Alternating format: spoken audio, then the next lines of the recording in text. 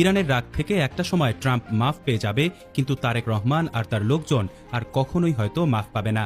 কারণ গোটা দুনিয়ার সব দেশের জন্য যেখানে তেলের গেট হরমুজ প্রণালী পুরোপুরি খুলে দেওয়া হয়েছে, সেখানে আবারও আমাদের বাংলাদেশি জাহাজ আটকে দিচ্ছে খ্যাপাটে আইআরজিসি।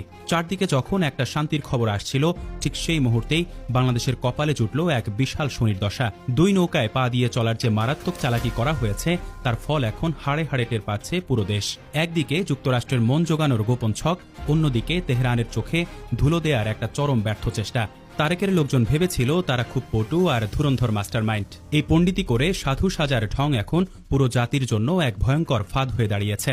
তলে তলে বিদেশি প্রভুদের খুশি করার এই বোকামির খেলায় আজ দেশের সবচেয়ে দামি সম্পদ ভিনদেশের জলসীমায় একেবারে বন্দী হয়ে আছে। আর এই খেসারত দিতে গিয়ে সাধারণ মানুষের নাভিশ্বাস ওঠার জোগাড়। আজকের এই বিশেষ প্রতিবেদনে ফাঁস করা হবে পর্দার আড়ালের সেই হাড় হিম করা সত্যি, যা প্রমাণ করবে কিভাবে তারেক প্রশাসনের একটি ভুল চালের কারণে গোটা দেশের অর্থনীতি এক বিশাল খাদের কিনারায় এসে দাঁড়িয়েছে। এই ভিডিওটি শেষ পর্যন্ত দেখলে আপনার চোখ কপালে উঠবে। সাগরের বুকে এখন থমথমে ভয় আতঙ্ক বিরাজ করছে। তারিখটা ছিল 17 এপ্রিল, শুক্রবার।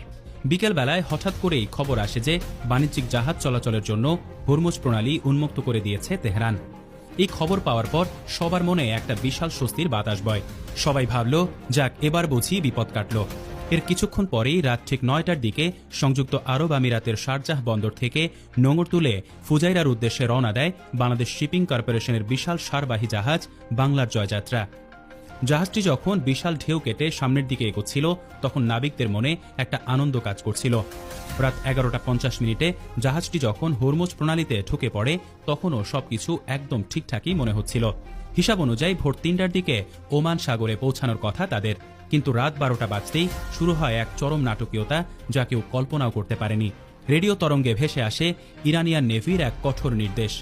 একদম পরিষ্কার ভাষায় তারা জানিয়ে দেয়, সুনির্দিষ্ট লিখিত অনুমতি ছাড়া কোনোভাবেই এই জলপথ পার হওয়া যাবে না।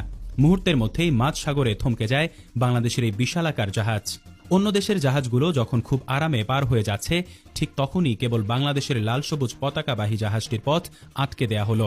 এমন এক বিপদে পড়ার কথা নাবিকরা হয়তো স্বপ্নেও ভাবেনি। তারেক প্রশাসনের অযোগ্যতার কারণে আজ সাগরের মাঝখানে এই বিশাল জাহাজ একেবারে আটকা পড়ে আছে। তারা এখন না পারছে সামনে যেতে, না পারছে পেছনে ফিরে আসতে।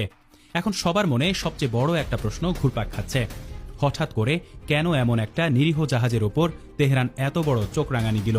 এর পেছনের আসল কাহিনী জানলে সবার চোখ ছানা বড়া হয়ে যাবে।